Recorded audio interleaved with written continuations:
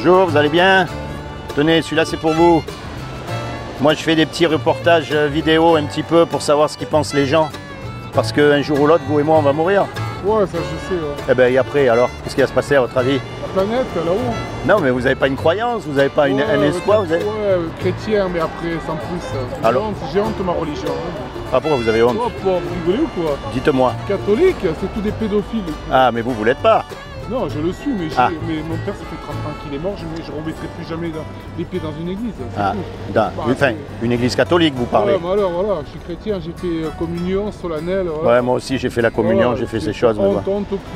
Ouais. Mais bon, un truc est sûr, c'est que vous et moi, on va mourir. Ouais, ça c'est sûr. Bon, et après, à votre avis, qu'est-ce qui va se passer?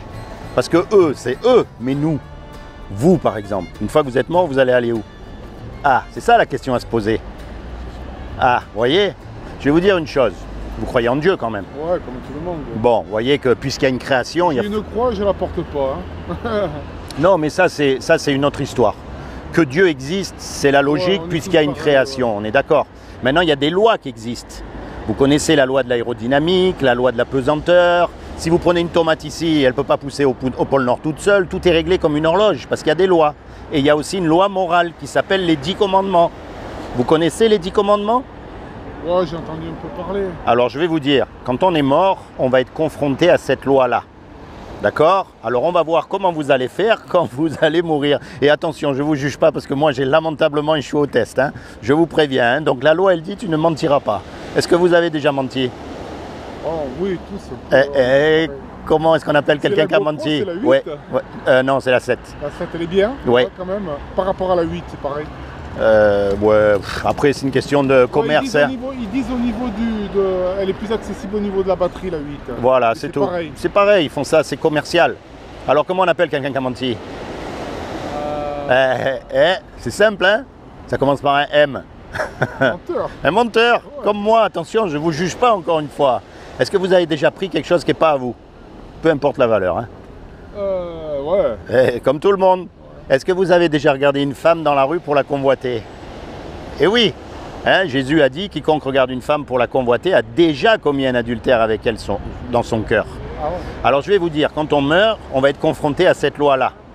Et si vous êtes confronté à cette loi-là, vous allez être coupable ou innocent? Coupable. Eh oui, et si vous êtes coupable, c'est paradis ou l'enfer?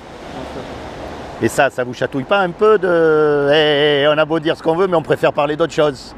Maintenant, je vais vous dire une chose. Ça, c'est ce qu'on mérite. Tous, sans exception, parce que comme vous dites, qui c'est qui pourra dire qu'il n'a pas menti? Même le religieux des religieux, même le pape, tous. On est d'accord? Maintenant, Dieu, lui, c'est un créateur. Ouais. Donc un créateur, il aime sa création. C'est lui qui a tout créé. Un musicien. Mon ex-femme, elle est témoin de Jéhovah, vous savez quoi? Ah là là. C'est ce qu'elle m'a dit. Elle m'a dit, tu meurs. On dit qu'il y a un noyau du diable, tout ça, mais après, c'est ce qu'elle me dit. Elle me dit, il peut te recréer. Il t'a créé, il peut te recréer. Ça, c'est leur croyance. Maintenant, je vais vous dire une chose. Il y a marqué, il est donné à l'homme de mourir une fois. Je suis divorcé, mais ma femme était témoin de Jéhovah. Moi, je ne pratique pas ça. Il est sur rue de Croix, pour eux, c'est un poteau. Oui, bon après, il y a plein de différents, il y a plein de trucs. Mais c'est pas grave.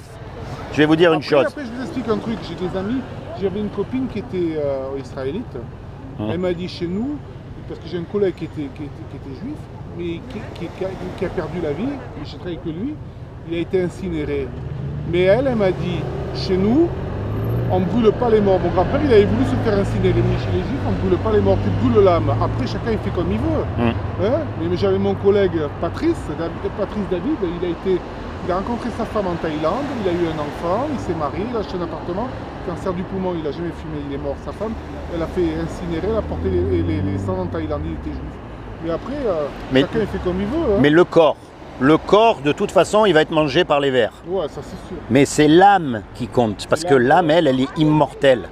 Donc quand on meurt, l'âme, elle rejoint soit le Créateur, soit elle va dans le lac de feu. Mes cousins à Cagnes-sur-Mer, à la bijouterie Courtois, c'est tous des chrétiens, c'est ce qu'il me dit, ton grand-père il boit tout de là-haut. Ah. Il me dit l'âme il vit, il boit tout. Vous le croyez? Pourtant on m'a dit quand on est mort, on est mort. Quand on est mort, voilà. Il ne peut pas intervenir. Voilà, maintenant, il y a une chose qui est sûre. Quand on est mort, il n'y a plus d'âme. Vous savez qu'un créateur, un musicien, il aime sa musique. Ouais, il aime sa musique. Un cuisinier, il aime les petits plats qu'il fait. Ouais. Donc comme c'est Dieu qui nous a fait, il nous aime, puisque c'est lui qui nous a fait. Et il ne veut pas nous punir. C'est ça le truc. Malgré qu'on mérite la punition, il ne veut pas nous condamner. Donc il a fait quelque chose pour que vous et moi, malgré qu'on soit coupable, on puisse éviter sa punition. Est-ce que vous savez ce qu'il a fait? C'est ça le plus important à savoir, au-delà de toutes les religions. Parce que Dieu n'est pas religieux. Souvenez-vous de ce que je vous ai dit. Comme il nous aime et qu'il a trouvé aucun homme sur la terre de parfait, on est tous pareils. Quelqu'un qui ne croit pas, c'est pas notre humain. ni même le religieux des religieux, il ne pourra pas dire qu'il n'a pas menti. Donc comme Dieu, il a trouvé aucun homme de parfait, ben, ce qu'il a fait, c'est qu'il est venu lui-même sur terre. Il s'est habillé avec un corps. Il a pris une forme humaine qui est Jésus. Je dis, c'est lui qui a les Oui, prières, c'est lui qui a tout fait. Oui. Maintenant, je vous dis, donc il s'est revêtu d'un corps parce qu'il peut tout faire. Donc il est venu sur terre pour mourir à notre place sur la croix. Quand, voilà, quand Jésus est mort sur la croix, il est mort à votre place pour payer pour tous vos péchés. Et son sang qui a coulé vous a lavé de tous vos péchés passés, présents et futurs. Donc tout ce que vous avez à faire aujourd'hui, c'est à l'accepter dans votre cœur comme votre Seigneur et votre Sauveur. Imaginez, on fait un braquage tous les deux. On fait un braquage et bien sûr on se fait serrer. D'accord, on passe devant le juge et le juge il nous dit voilà tous les deux, vous payez 20 millions d'euros chacun ou alors vous partez 50 ans en prison. Vous avez les 20 millions d'euros vous?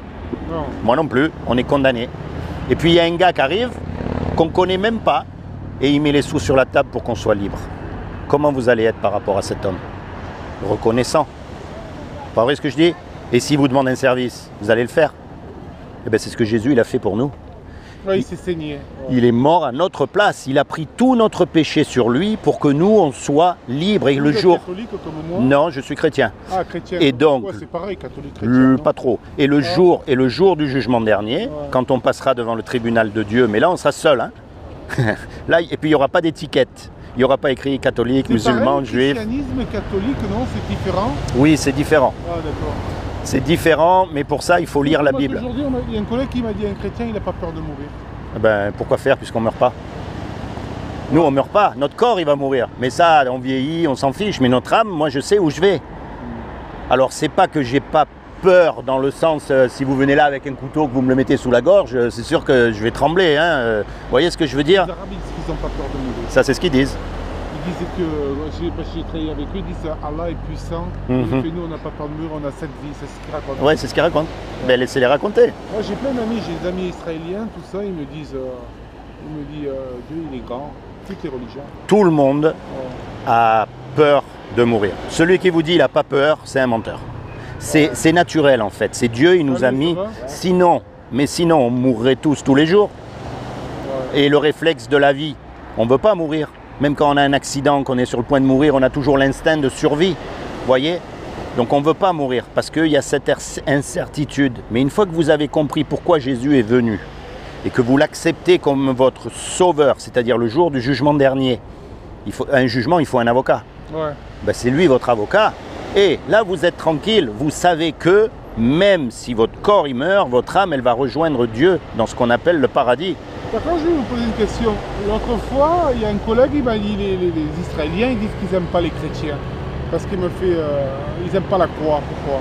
Alors, la croix, si vous voulez, c'est un symbole, c'est comme une guillotine. Ouais, c'est une torture, il a été crucifié. Ben oui. Pourquoi ils n'aiment pas ça? Eh ben c'est normal, vous aimez la guillotine, vous? Non, vous n'avez pas compris, Jésus, il était juif. Hein. Ben oui, voilà. Mais tous les premiers chrétiens étaient juifs. Voilà, on est tous c'est pour ça que les juifs et les chrétiens, en fait, ils sont très liés. Ben oui, et c'est pour ça que tous les vrais chrétiens, ils aident beaucoup les juifs. Ben oui. Et Israël. Les juifs, on est pareil parce que Jésus, il était juif de Nazareth. Voilà. Mais maintenant, je vais dire même plus que ça, les Arabes aussi. Oui, je sais, les juifs et arabes, c'est pareil. Mais même nous, parce que l'islam, c'est arrivé que 600, 700 ans après Jésus-Christ. Avant ça, ils étaient tous d'autres religions. Ouais, on est tous pareils. Face à Dieu, on est des hommes. On a le même sang. Ben oui, on est tous pareils. Vous et moi, on est pareils. Mon grand-père, il disait pareil, il disait, tu coupes les veines, le sang, il coule toujours pareil. Hein. Juifs, arabes, noirs, ce que vous voulez, on est tous pareils. On est tous un Dieu, on est tous pareils. Et le jour où on meurt, on va être devant lui. Il y a des religions qu'ils ne font pas partie dans la religion. Vous prenez les bouddhistes, c'est des sectes. Témoins de Jéhovah. Oui, je connais. C'est des sectes. Oui. Tout ça. Il y a 3 religions, hein, islam, chrétien.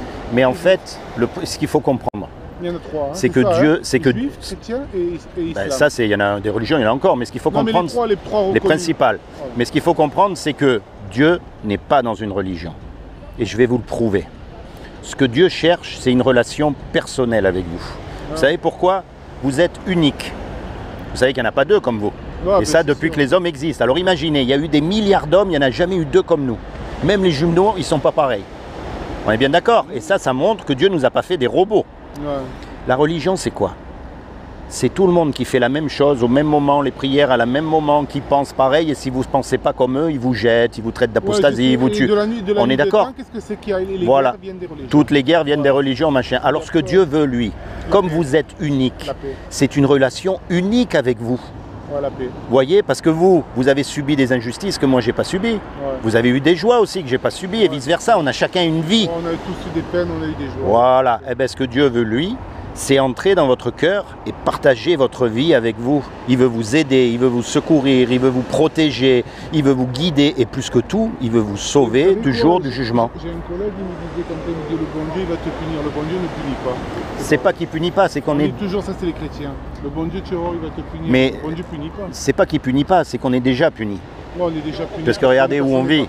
Et ça, c'est le péché. Ouais, vous avez vu maintenant, ça c'est un nouveau truc, un Corona, ça a été fabriqué à mon avis. Hein. Ah ben il y a beaucoup de choses que Vous vous avez vu savez un peu aujourd'hui. Au niveau économie, ça ruine tout. Si demain on passe au stade 3, on va en confinement, on va rester à la maison, les écoles, tout.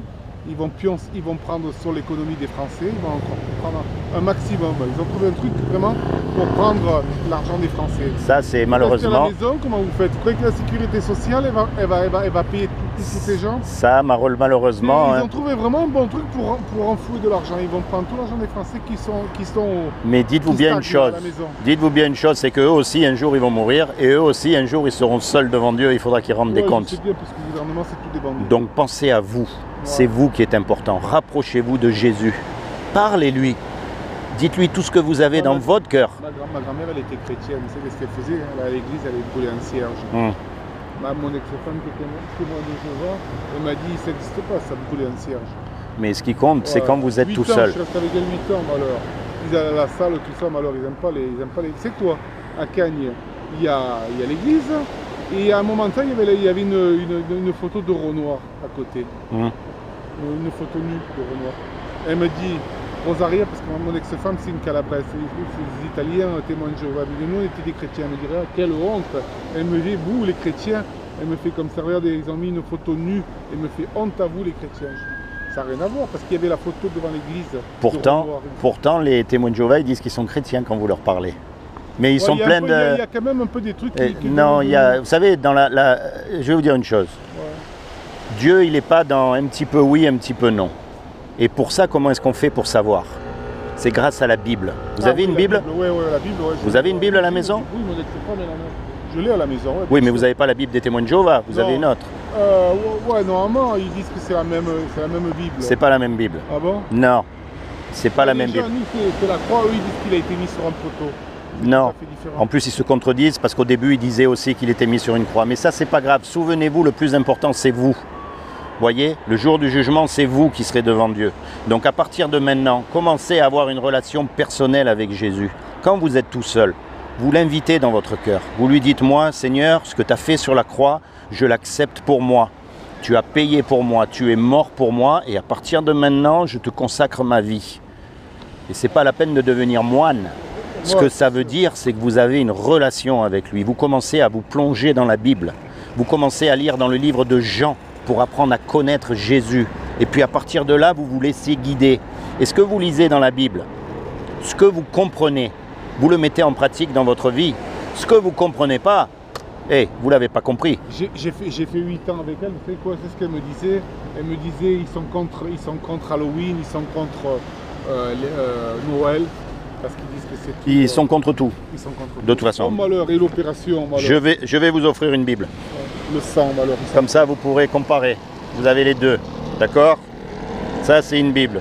C'est une Bible classique pour tout le monde. Là, j'ai mis un marque-page. D'accord? Le livre de Jean. Vous allez apprendre à connaître Jésus. Parce que la Bible, c'est quoi en fait? Ok.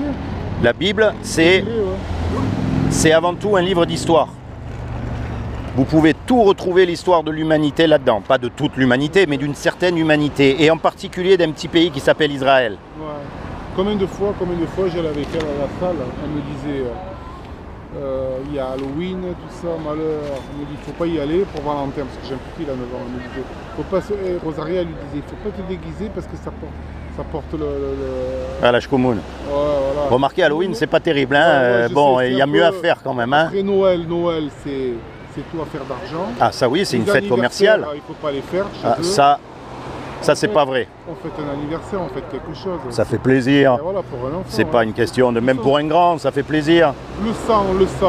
Alors il faut pas parce que tu prends le sang de quelqu'un d'autre. Alors oui, mais ça dépend parce qu'au début des témoins de Jéhovah, ils disaient que c'était bien de faire des transfusions. Ils changent tout le temps. Elle est pour le, comment on appelle ça, le cell saver. Ouais, la machine qui régénère avec le même sang. Oh, quelle peur qu'ils ont. En tout cas, mon ami. C'est ce qu'elle m'a dit. Elle m'a dit, tu vois Philippe, je te l'avais dit, on arrive à la fin. À la fin du cycle. Ouais. Corona, les guerres, tout ça. Elle me dit, on arrive à la fin. Oui, mais ça, c'est pas elle qui le dit. Ils vont payer. Elle me dit, Jéhovah, il va intervenir. Parce qu'elle me dit, Jésus, c'est Jésus, et Jéhovah, c'est Jéhovah. C'est différent, hein. Jésus, c'est Jésus. Jéhovah, je ne connais pas, moi. Alors, je vous explique. Il y a Dieu le Père, Dieu le Fils, Dieu le Saint-Esprit. Voilà, ouais, c'est ça. Ces trois-là sont un. La Vierge.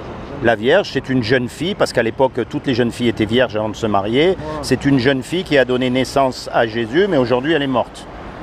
Donc, vous ne pouvez pas lui parler, elle ne peut pas vous parler, elle ne peut rien faire. Elle est décédée, mais ça devait être une jeune fille. Moi, je ne la critique pas, hein, ça devait être, c'est la mère du Seigneur quand même. Ouais, quand même. Mais bon, elle est d'ailleurs dans la Bible, vous verrez, on n'en parle pas beaucoup. On ne vous dit pas d'aller prier Marie, on ne vous dit pas d'aller devant les statues, on ne vous dit pas toutes ces choses. C'est pour ça qu'il faut connaître la Bible. Et après, vous faites par rapport à ce que vous avez compris. Voilà. Alors comment est-ce qu'on sait pourquoi la Bible et pas les autres livres? Et ça c'est la vraie Bible, les autres voilà. Il n'y en a qu'une. Hein. Donc lisez bien. Ouais, ce que vous comprenez, vous le mettez en pratique dans votre vie. C'est comment votre prénom? Philippe. Philippe. Seigneur Jésus, je te demande vraiment que tu rentres dans le cœur de Philippe, que tu te révèles à lui comme son Seigneur et son Sauveur. Je te demande aussi que tu lui donnes le désir de son cœur, Seigneur, et plus que tout, que tu le détournes définitivement et complètement du péché afin qu'il soit sauvé. Sois béni, mon ami. Sois béni et souviens-toi ce que je t'ai dit. Il n'y a rien de plus important que Dieu sur la terre. D'accord? Sois béni. Tiens, un souvenir. Il y en a un dedans, mais je t'en donne un autre. Allez. Ça résume, c'est pas grave. Ça résume un peu tout ce que je t'ai dit. Ok, merci à vous. Allez, bonne balade.